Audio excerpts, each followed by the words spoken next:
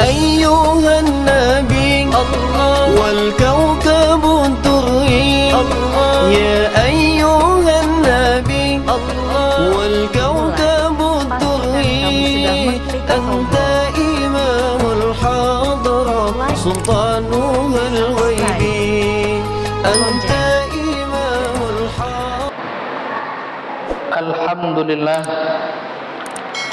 الحمد لله واسع الفضل والإحسان ومضاعف الحسنات لذوي الإيمان والإحسان الغني الذي لما تزل سحائب جوده تسيح الخيرات كل وقت وأوان العليم الذي لا يخفى عليه خواطر الجنان الحي القيوم الذي لا تغيض نفقاته بمر الدهور والأزمان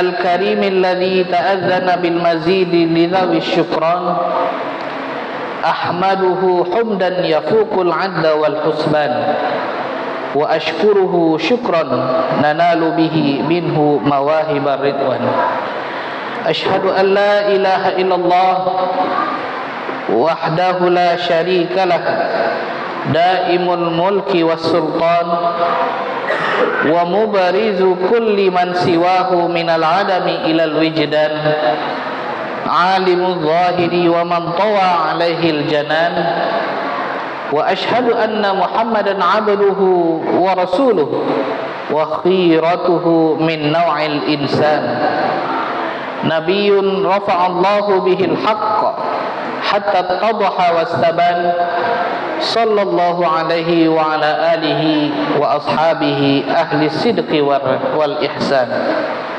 أما بعد أيها الإخوان رحمكم الله أوصيكم وإياي بتقوى الله وطاعته بامتثال أوامره واجتناب نواهيه فقال الله تعالى في القرآن الكريم والذين جاهدوا فينا لنهدينهم سبلنا وإن الله لمع المحسنين.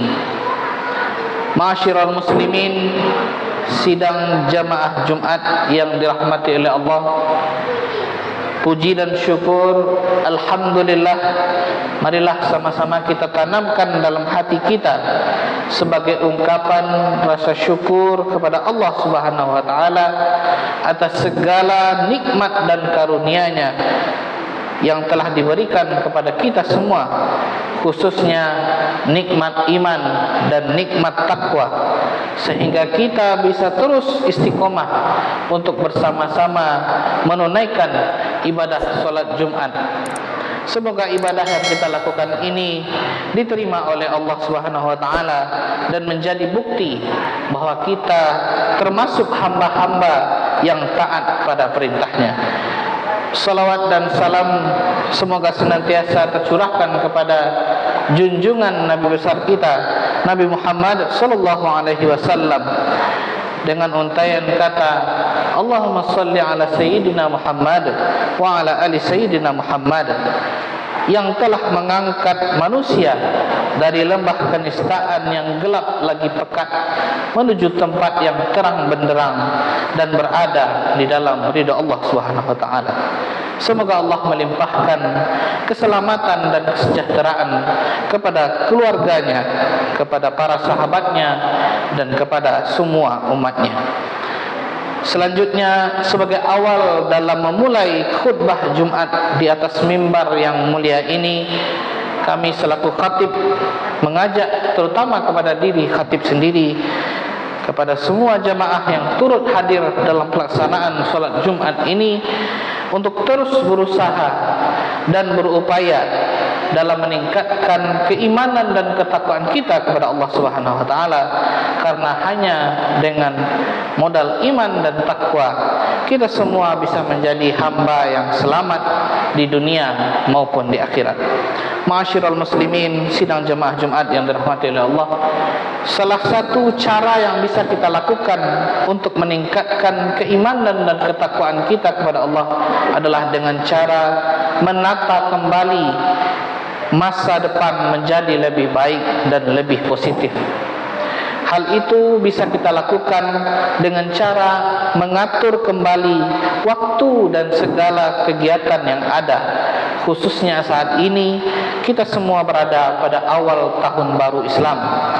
Maka sudah seharusnya tidak hanya tahunnya yang baru, namun juga harus menumbuhkan semangat yang baru. Menumbuhkan semangat yang baru di tahun yang baru itu merupakan salah satu ajaran Al-Quran, di mana Allah Subhanahu wa Ta'ala menegaskan kepada kita semua perihal pentingnya selalu berusaha untuk terus meningkatkan semua kualitas dan kuantitas kita. Jaminan yang akan didapatkan adalah akan ditampakkan kepada mereka jalan-jalan yang benar. Berkaitan dengan hal ini, Allah Subhanahu wa Ta'ala berfirman di dalam Al-Quran, "Walladzina jahadu fina lanahdiyannahum fi subulana wa innallaha lama'al muhsinin." Dan orang-orang yang berjihad untuk mencari keridhaan kami, kata Allah, kami akan tunjukkan kepada mereka jalan-jalan kami, dan sungguh Allah itu beserta orang-orang yang berbuat baik. Surah Al-Ankabut ayat 69.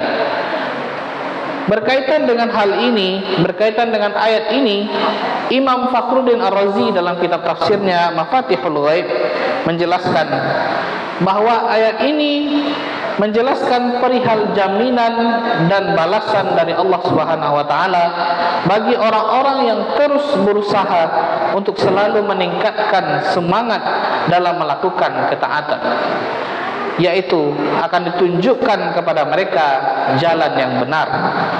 Orang-orang yang terus berusaha untuk selalu meningkatkan ketaatan dan kebaikan dalam hidupnya akan mendapatkan balasan yang istimewa dari Allah. Karena itu Allah mengajak kepada kita semua untuk terus semangat dalam meningkatkan kualitas dan kuantitas kita, dalam meningkatkan ketaatan, keimanan dan kebaikan kita. Allah Subhanahu wa Ta'ala berfirman, "Lilladzina ahsanu al-husna wa ziyadatun wa la yarhaqu wujuhahum qatarun wa la dhillatun ulaika ashabul jannah hum fiha khalidun." Bagi orang-orang yang berbuat baik ada pahala yang terbaik, yaitu surga, dan tambahannya yaitu kenikmatan melihat Allah, dan wajah mereka tidak ditutupi dengan debu yang hitam dan tidak pula dalam kehinaan. Mereka itulah penghuni surga, mereka kekal di dalamnya. Surah Yunus ayat 26.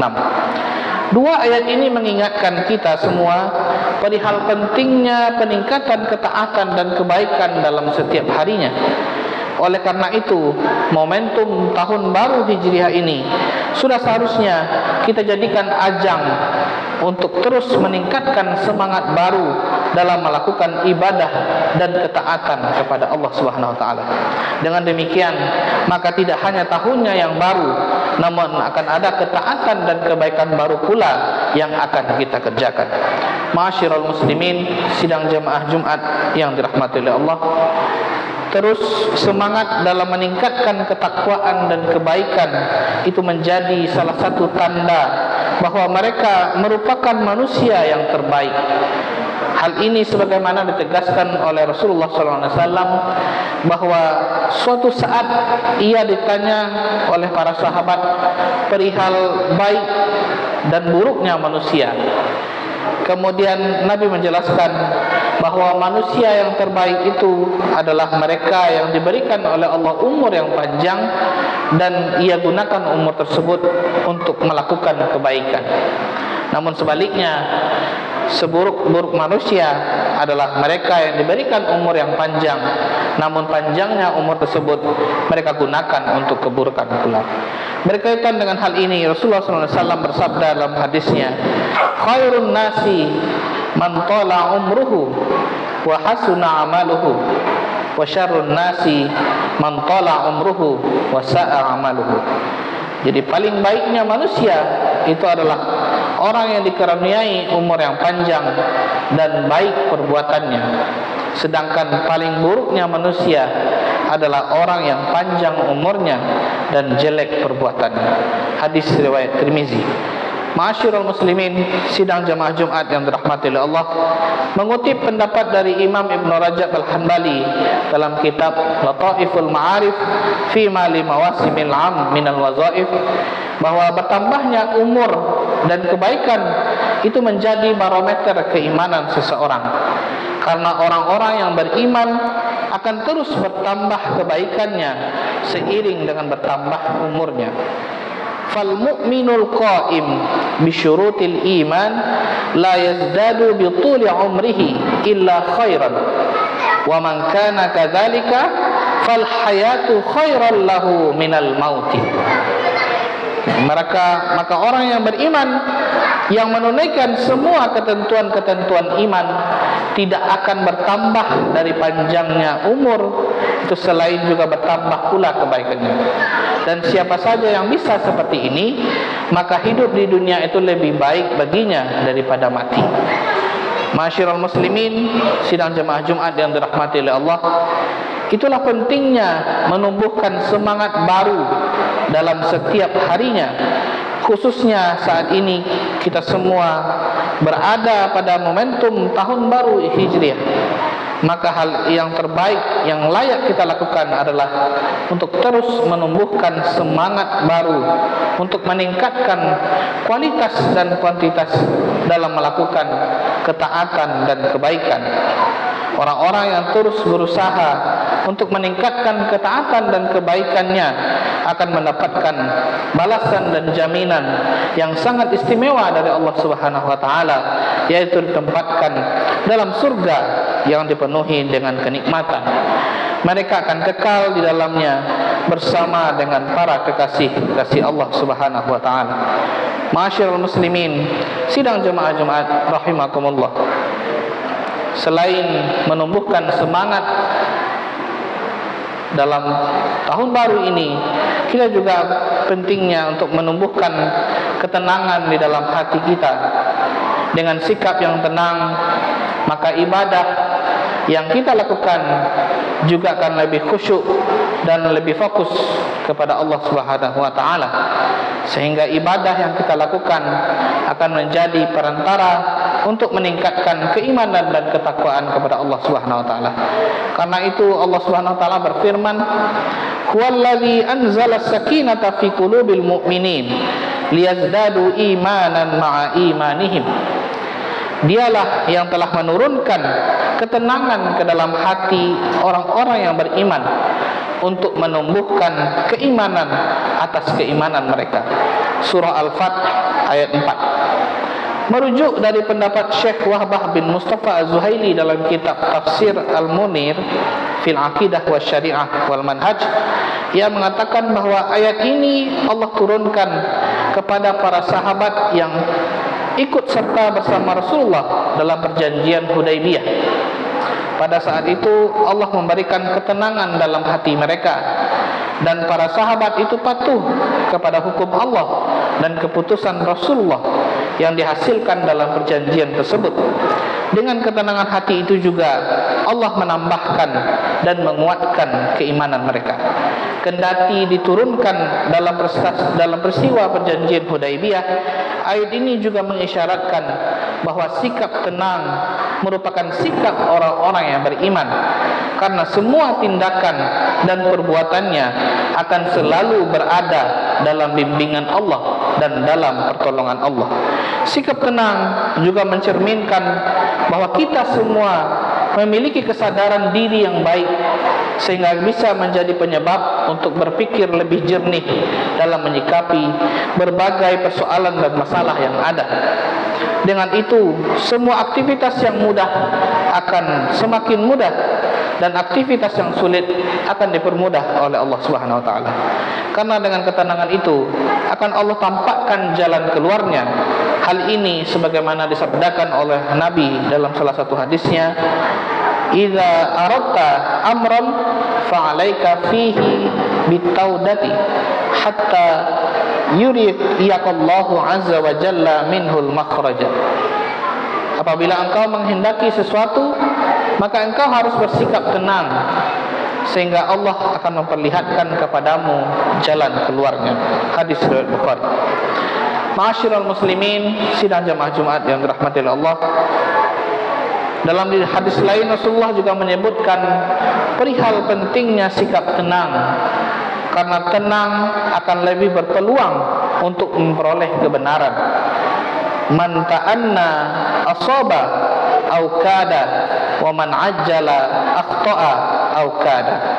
Siapa saja yang bersikap tenang, maka ia akan memperoleh kebenaran atau mendekati kebenaran.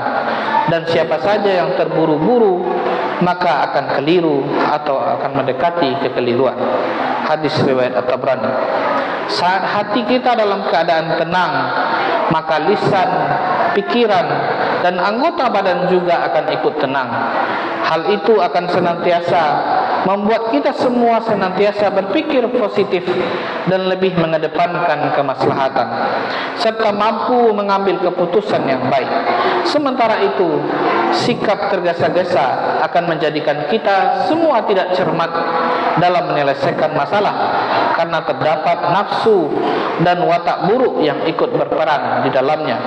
Oleh karena itu, Syekh Abdul Rauf Al-Munawi dalam karyanya Faidul Qadir menjelaskan alasan dan hikmah yang terkandung di sikap tenang setiap orang. Menurutnya, orang yang bisa bersikap tenang akan memperoleh kebenaran atau setidaknya mendekati kebenaran, karena dalam sikap tenang Allah sertakan keberkahan, sehingga akan Allah permudah jalan untuk meraih kebenaran tersebut, dan Allah tampakkan jalan keluar dari sesuatu yang sulit.